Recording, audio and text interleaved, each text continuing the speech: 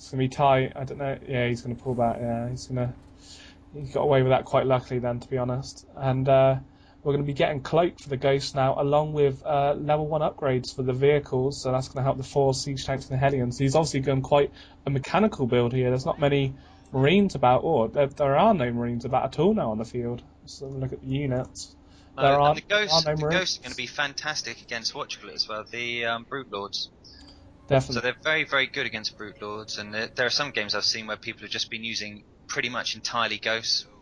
Obviously, with those sniper rounds they can do, doing that extra bit of damage, they're quite painful. And EGIdra's going to be taking his 5th now as well, and he's got a nice bit of creep spread coming up to the Terran base now. That's about half the map he's got covered in creep there. That's going to certainly favour him in drawing the cover. And the Mulisk coming in down the bottom now as well. Oh yeah, that's very nice. He's got a couple of missile turrets, obviously expecting it.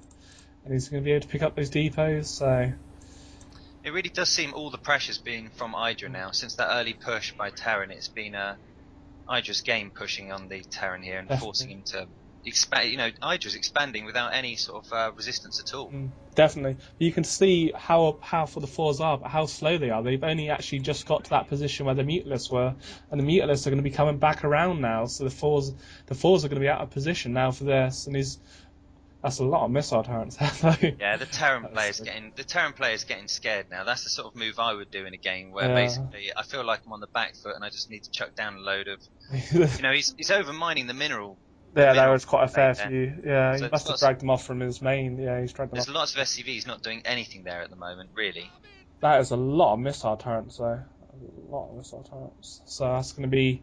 Well, it's going to be quite costly, you know, that should be all be going into units. And an Infestor Pit is just about to be completed now as well. So, and we're seeing the level 2 defense upgrades going down for the Zerg and the level 1 melee attack coming down for the Zerg as well. So, actually, Terran's getting himself quite a nice army together now. Those Hellions really are able to take care of anything. They're doing some damage there again, and they're going for the missile turrets now. They're going for an all-in really there.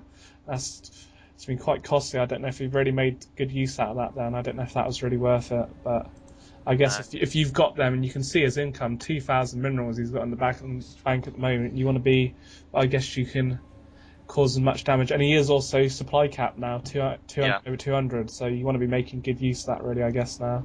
I can't help feeling it's a matter of when EGIdra will win this now, rather than how. And this is what, when I was watching EGIdra's live stream, I was watching, I think he's 3rd in the Grand Master, and I was watching him for about 3 hours, just music. His creep spread, but with the creep spread, the spine crawlers he places down, like I say, he's still got 2,500 minerals, and look at all those spine crawlers he's got down. There's about 20 spine crawlers in the middle of the map now. Yeah, I've never seen that. That's unreal, and I really like that. And you see, still got 3,000 minerals and 1,000 gas. Yeah. You know, if you got those minerals, you want to be chucking them down, really. Yeah, exactly. You're supply capped, so you can't build any more troops, really.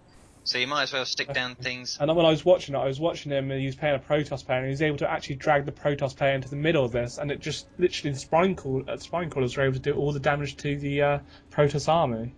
So, yeah. And obviously.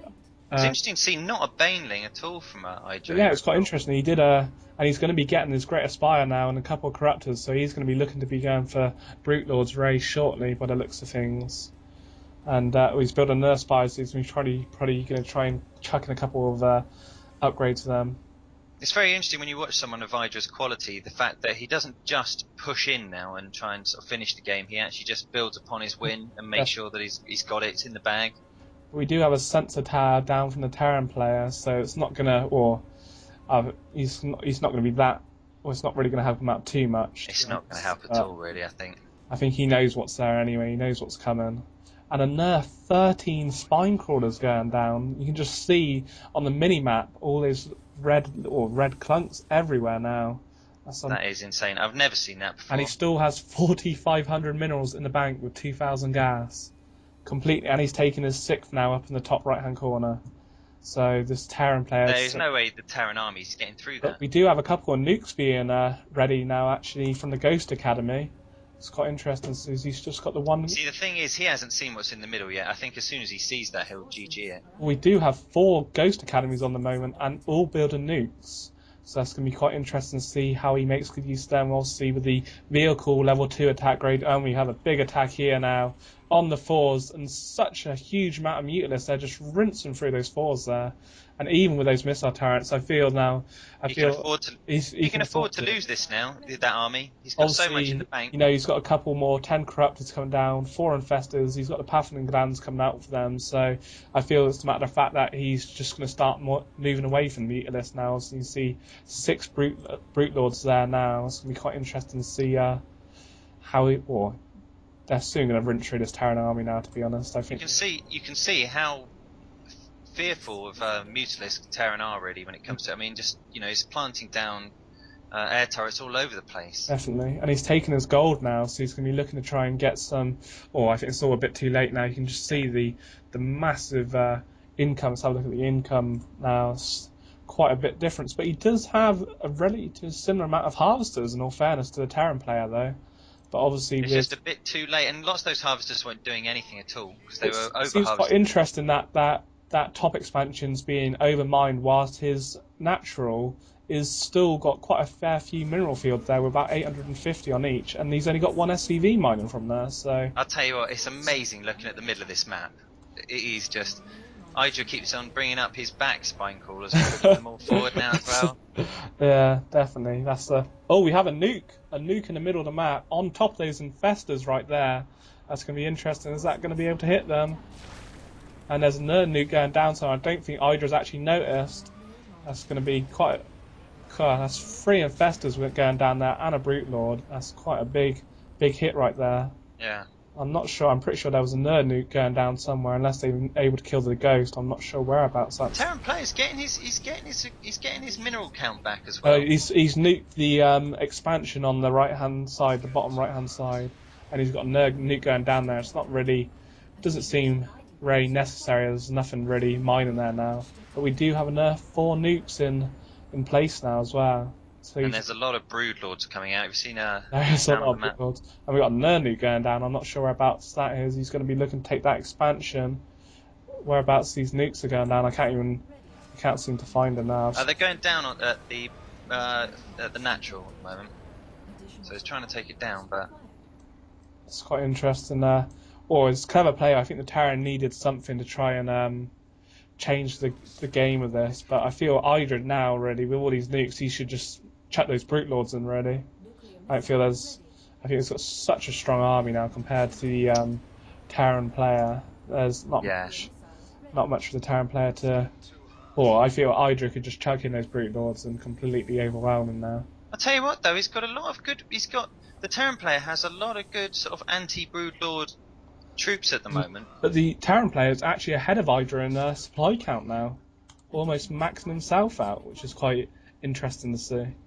Yeah, all these nukes, that one's going off at the top expansion. Yeah, that's EGIdRA. pretty much dead now. That's only going to take and he's popped that. I think the ghost can get peeled off by those brute things there, but definitely very, very interesting to see there.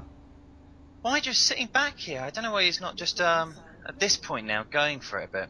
Definitely, as with the Terran player now trying to take his 4th, and he's also got a Nerd command center there. So I mean, there's only 2 minutes left in the game. It's hard to see what's going to happen unless EGIdRA rage quits from a nuke hit going on. It's quite interesting to see. Well, all those Brute Lords, there's 22 Brute Lords just sitting in the middle of the map, doing nothing whatsoever. So it seems that, and we got a Nerd nuke where I don't know whereabouts that nuke's going down now. There's a Nerd nuke somewhere. This is really good play by the Terran.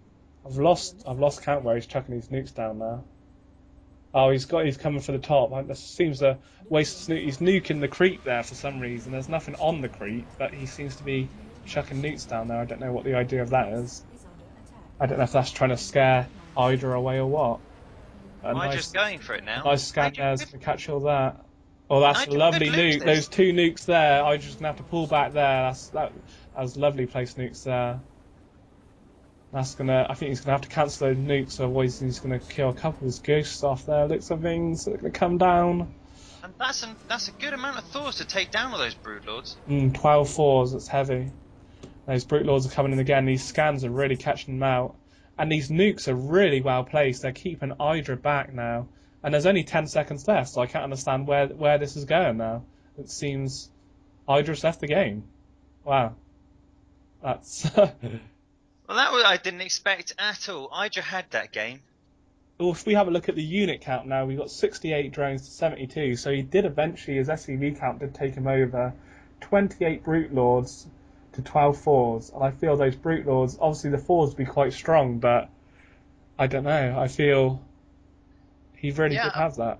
I thought he had that. If he had attacked about 10 minutes ago, I think he would have had that game for sure. But he decided to build all those spine crawlers, not really attack. You know, the spine crawlers looked like a great idea in essence, but the nukes just managed to keep him back. I think EGIDRA's composition was wrong there in that game. He just went too heavy. I think he might have thought he had the game in the bag, and definitely. And obviously, those infestors there, he could have used his, or he hadn't actually researched it. He could have used his neutral parasite to come, taken over some of those fours, which would have done a hefty amount of damage. So yeah, that was a very surprising win there. Well, considering up to about 25 minutes, he had him at 3 bases, and you can now see the Terran players taking all of the top ones there. That's 6 bases he eventually was able to take out. So let's have a look at the unit loss quickly. And the Terran player, in the end, it actually favoured him, killing 186 units, costing the Zerg player 15,275 minerals, or minerals and gas added up together. So it was quite interesting to see how the tide certainly turned there in the end. Yeah, I must admit, I didn't expect that at all, to be honest. I didn't see that coming at all. So, you know, Ghosts are really good against, you know, Zerg, but I've never seen them used in that way quite as much, you know, to that effect. He was putting some brilliant nukes in there. Definitely. So a big win for the Terran player there.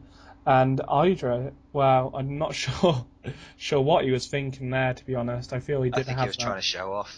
He was trying to show off a bit with too many spine crawlers in the middle, I think, and just thought he had the game and didn't attack when he should have, really, and didn't stop him from getting those expansions. Definitely, but well played to the Terran player to hold in there and peel it off. So it just shows you when you may feel a game is down out in the dumps, there are still chances for you to get a lucky break pretty much and turn it around from the looks of things there. That's a good example of anything. So definitely. So I'd like to thank Jules for joining in this commentary. Hope you thank you very much. Hope you enjoyed yourself, and I think we can hit a couple of games of StarCraft now, guys. So peace. I'll see you in a bit, guys. Bye.